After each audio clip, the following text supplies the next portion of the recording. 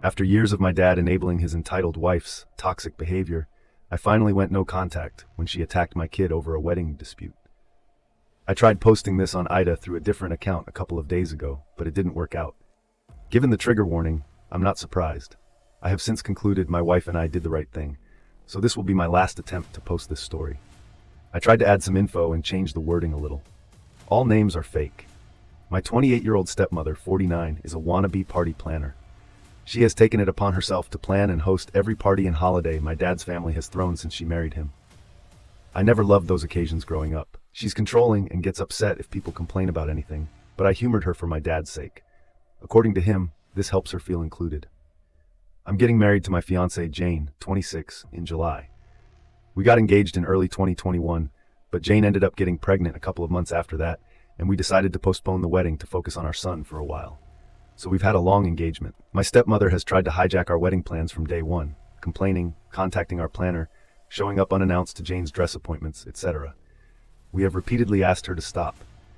Dad wants us to humor her, but she's clearly resentful of the fact that she's not hosting the wedding or being labeled mother of the groom in invitations. Besides our baby boy, we also have Luke, 4, Jane's paternal half-brother. She got custody of him a few months into our relationship after his parents died. I ended up moving in with them during the pandemic and have been in Luke's life since he was a baby. He doesn't call me dad and refers to us as his sister and his op, but we love him like a son. My stepmother, though, hates Luke. She accuses Jane of baby-trapping her way into the family, and that accusation only got worse after our son was born. My dad gets along with Jane and adores the kids, but my stepmother demands he refuse babysitting Luke, so we don't leave the kids with them often. Instead, Jane's brother usually watches the kids for us as their children are close to ours in age. We had a thing last Sunday, and my dad was out of town with his family. Jane's other siblings live in different cities, as do my mom and sister. My dad agreed to babysit at our place, and we left. We came back to find both kids crying, my stepmother screaming, and my dad weakly trying to calm everyone down. Apparently, Luke had told my stepmother that both he and our son were going to be our ring bearers, and she went ballistic. She screamed that she wasn't going to allow that because he wasn't family. She then made me include the trigger warning when he started crying. His lip is still split. She'd never gotten to this point before. We immediately banned her from our house and from our wedding. Dad is fuming and has said he's not going without her. He's also convinced half of his side of the family to boycott the wedding as well by severely downplaying what my stepmother did. This includes my stepbrother, who fully agrees with his mother, no matter how many times I try to tell him the truth. Jane and I are refusing to budge, but many of my cousins who aren't coming anymore are asking us to reconsider. Pretty much all of Jane's family agrees with us, but one of her aunts has suggested that maybe my stepmother is acting out because she doesn't feel welcomed by my family. I've honestly had it with my family, enabling her behavior. I love my dad and really want him at my wedding, but I am more than willing to go without him if it means protecting my family. Edit: I think I accidentally deleted the paragraph where I mentioned this, but we did press charges. We took Luke to the pediatrician the next day and gathered every piece of evidence we had. Not only did we have pictures of Luke's face, but by some miraculous stroke of luck, we also had nanny cam footage. Some commenters were right to assume that my stepmother hadn't been invited to our house, but my dad hasn't really gone anywhere without her in years, so we took precautions. We didn't expect her to actually do anything this awful, but we've never trusted her with the kids. The physical attack happened off camera, but there is some footage of her screaming and Luke crying before and after the event. She now has a child abuse charge on her rap sheet. We wouldn't let her get away with this. Edit 2. There is a lot of additional info I want to add. I'll try to respond to at least some of the comments. I did not expect the amount I've gotten so far, but all I'll add for now is that Luke nunk. This might get a little long. I'll start off by saying that Jane and I are going NC with my dad and stepmom. We haven't really spoken to either of them since the incident, and I don't plan on being the one to reach out. Any communication between us is being handled by my younger sister. She's completely on our side, but we remain in low contact for the time being. I've decided to adopt Jane's way of dealing with people she cares about. Forgive what's apologized for, but never forget. Basically, if dad or stepmom ever truly understand what they did wrong and sincerely apologize, we're willing to forgive them, even if begrudgingly. However, we will never ignore or let them forget what they did to our family. For the time being, neither of them will be allowed near Luke, our baby, or any other kids we may have in the future, even if we do forgive them. As for the rest of my family, I read a lot of comments suggesting that I post pictures of Luke's face as well as the nanny cam footage. I'm not very active on social media, but even if I were, I'm not comfortable exposing my injured preschooler like that, especially given that nothing on the internet ever truly goes away. I also decided not to share the pictures with my family unless truly necessary. I should probably mention that while my family adores my dad, most of them aren't very fond of stepmom. She had 2 failed marriages prior to meeting my father, the first of which resulted in my stepbrother, and he cheated on his then girlfriend to be with her. My family loved that girlfriend and disliked stepmom right away. Not only has she been controlling and manipulative since the beginning, but she's also tried to force her way into the family matriarch role by any means possible. Taking over planning duties for every family event was her favorite way to do it, because of all the attention and compliments that come with it. The main reason why I hated these parties growing up was that she'd always find a way to make everything about her, including Christmas and mine and my sister's birthdays. The rest of the family felt neutral about it, but they never liked her with Luke. It was different. Most of my relatives didn't meet him until COVID restrictions got looser, and by then he was 2 years old. He's a bright and genuinely lovable kid, and there weren't really any other small children in the family, so everyone immediately started fawning over him.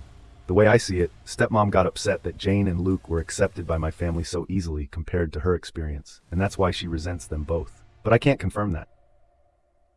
She was also mad that, aside from not being the planner, she would have absolutely no involvement in the wedding party. She tried to pressure us into letting her officiate. One of Jane's best friends was offered that role a year ago, making my stepbrother my best man. He wasn't interested, and I'd already gotten my best friend to ask her sister's daughter to be our flower girl. We'd promised Jane's 3-year-old niece, who is also her sister's daughter, but she is 15 and doesn't know us. She also tried to convince us to let my dad walk Jane down the aisle since her father is gone, but her eldest brother, the Bill I mentioned in the first post, had already been enlisted. Stepmom was disappointed that my family wasn't as involved in the wedding as Jane's, and kept making comments about how that would never happen if we put her in charge. All of that being said, there is nothing that can excuse being that awful to a child, especially if it really is the petty jealousy that I suspect. Because I haven't spoken with my father, my sister has been keeping me updated on what he's been up to. I found out through her that the story my dad and stepmom told the rest of the family completely erases Luke's injury and the abuse charges.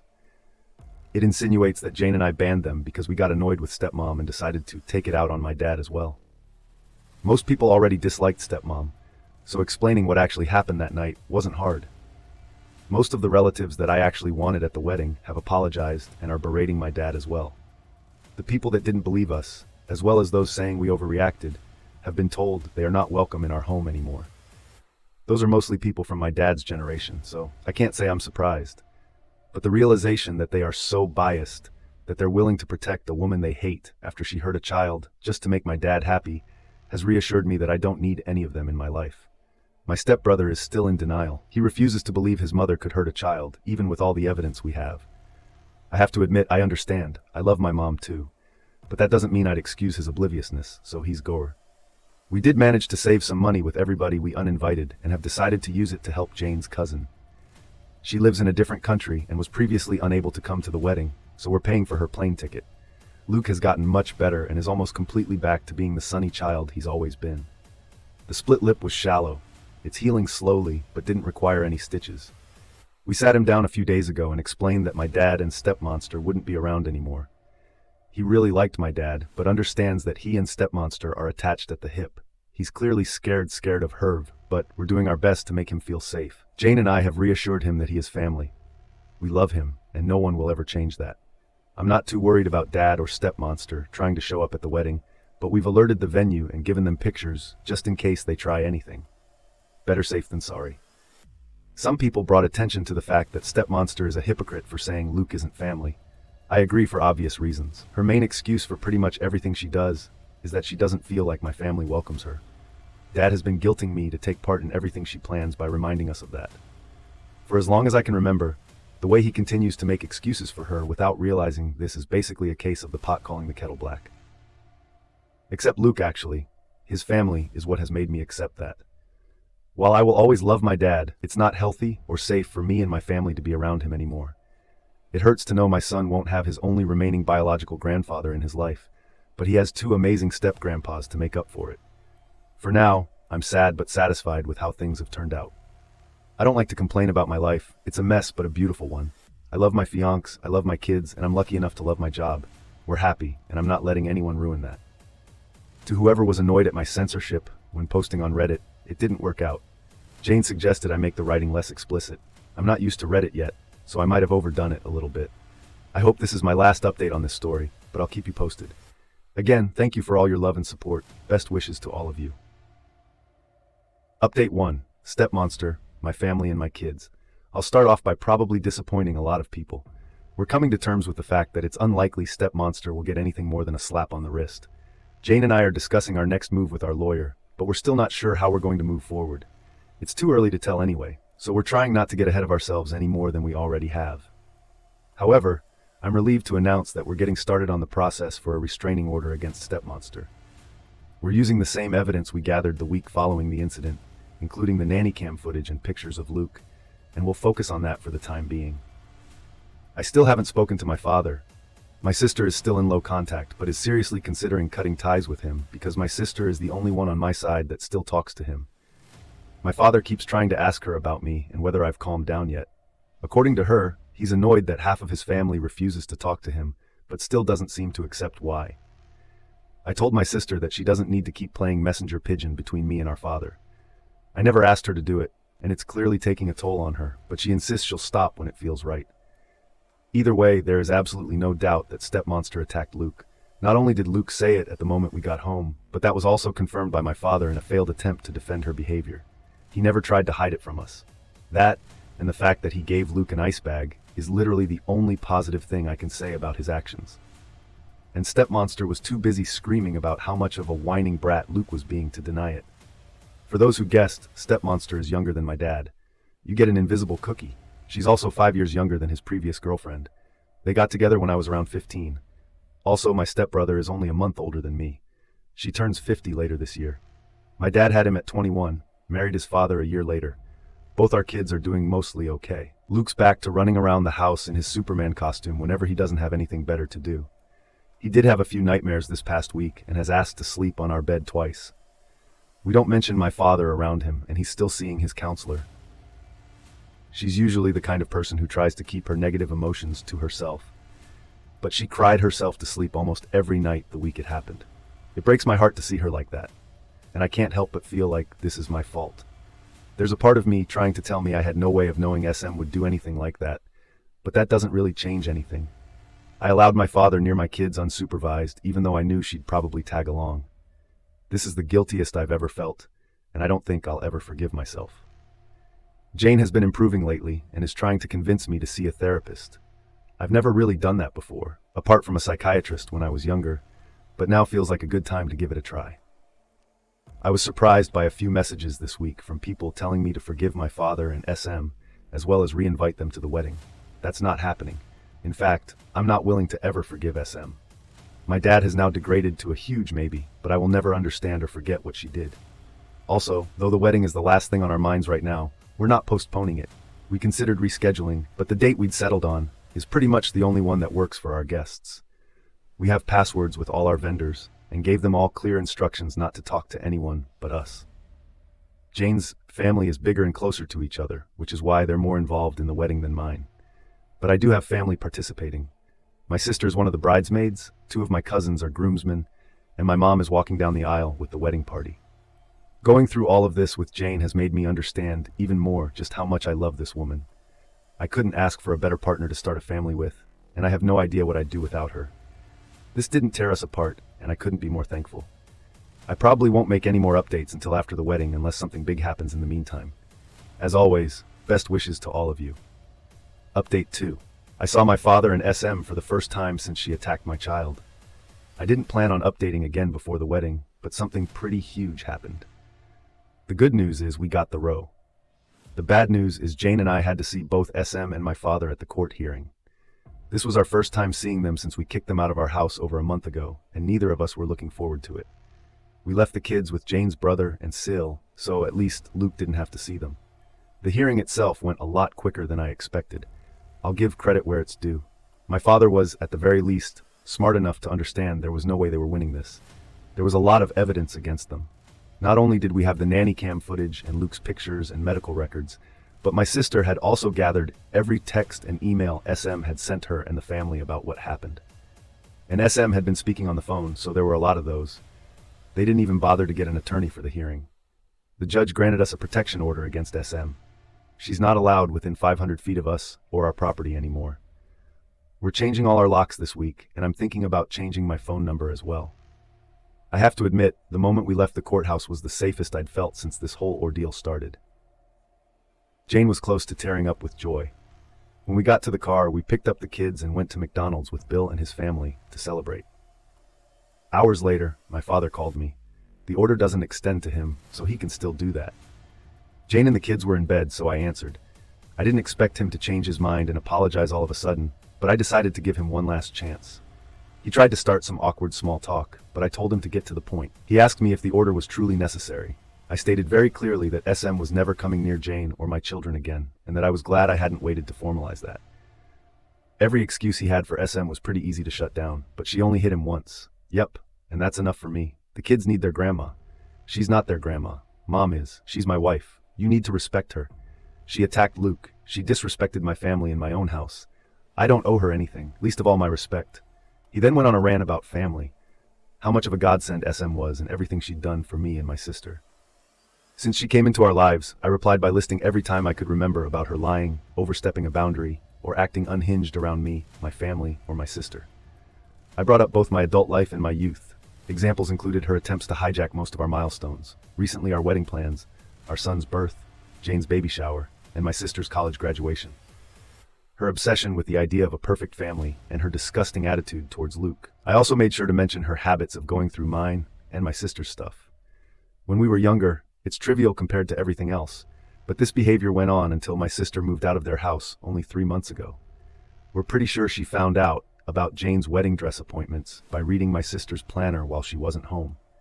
For instance, some of the memories I mentioned are long and hard to explain, but they did cement the fact that SM means nothing to me. He tried to go with the whole she doesn't feel included excuse again, but I shut him up. I said he'd had the opportunity to protect his grandchildren, but had chosen his monster of a wife instead, and that's enough for me to want nothing to do with him. I hung up without saying goodbye. My sister told me he called her afterward, and she told him she was going NC with him as well. I think we're both starting to accept our father won't change. It sucks, but he's made his priorities clear, and his children and grandkids aren't among them for now. That's it. Now that they're fresh in my mind, I'm thinking about sharing some of the stories I reminded my father of, but that's going to take a while. Until then, as always, best wishes to all of you. Update. 3-step monster tried to hijack our baby shower. I mentioned in my last post that I was thinking about sharing some stories from before. I finally got in a row against my lovely SM and went NC with my father, though there are plenty worth writing about. I'll start with one of my sister's favorites. All names are fake.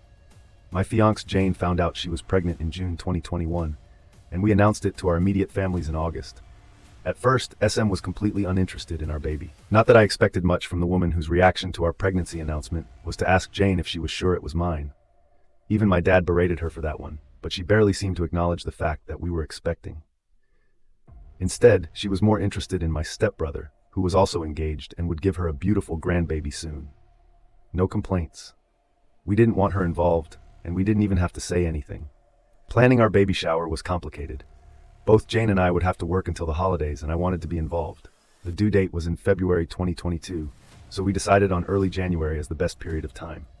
We enlisted 2 people as planners, my sister Laura, I just realized I'd never given her a name, and Jane's best friend Nina. Jane and I are mostly laid-back people. We didn't want a big party, nor did we want to spend too much money on it. We were saving for both our baby and the wedding. We decided early on that the shower would be co-ed. It would also have to be indoors again. January, and we settled on a guest list of 25 people, plus about a dozen kids. We came up with the idea of a pizza party. Jane, Luke, my Bill's surrogate son, and I have had homemade pizza nights weekly since I moved in, and we thought it would be fun to incorporate that into the shower.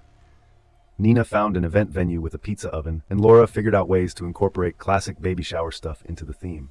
The resulting plans were awesome.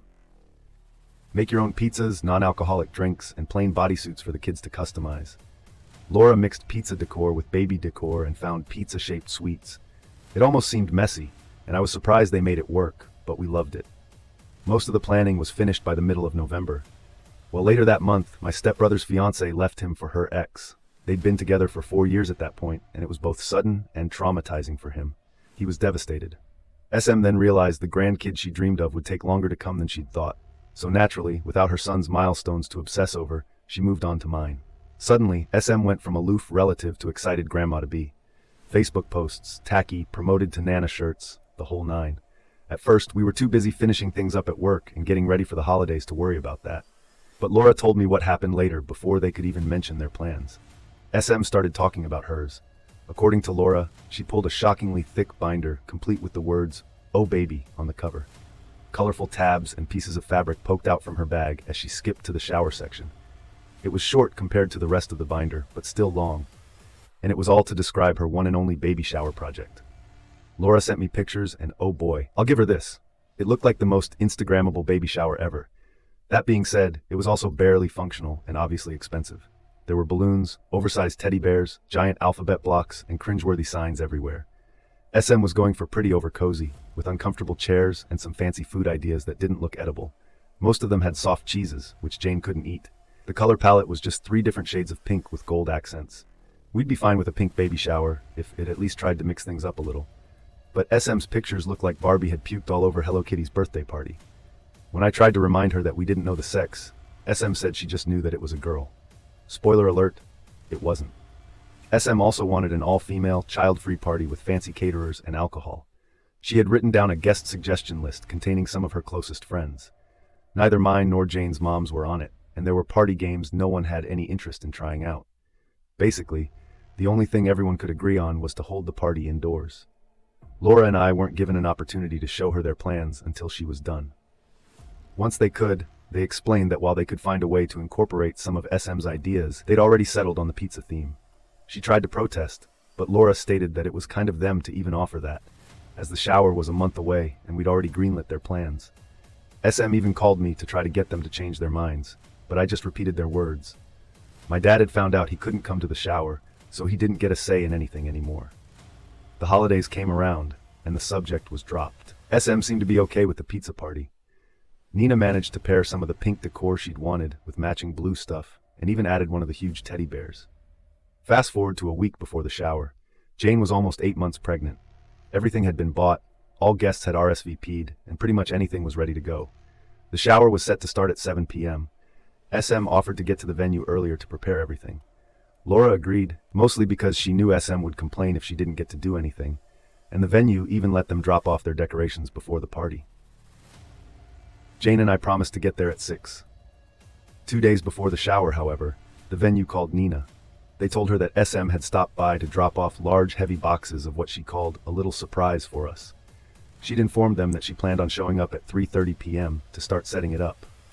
They were calling to reinforce that the venue was only booked past 4 p.m., since SM almost threw a tantrum when told that all of the decor was still at Nina's place. So she called Laura to check if they'd left anything with SM. Thankfully, my sister is both smart and used to this, so she drove to the venue the next day and asked to see SM's boxes. She told me she wasn't even surprised at its contents when she opened them, but was still shocked at SM's audacity. All of the boxes were filled with pink, frilly decorations. Some of them seemed to be the exact same items SM had initially shown Laura and me: the signs, the balloons, the placemats, everything.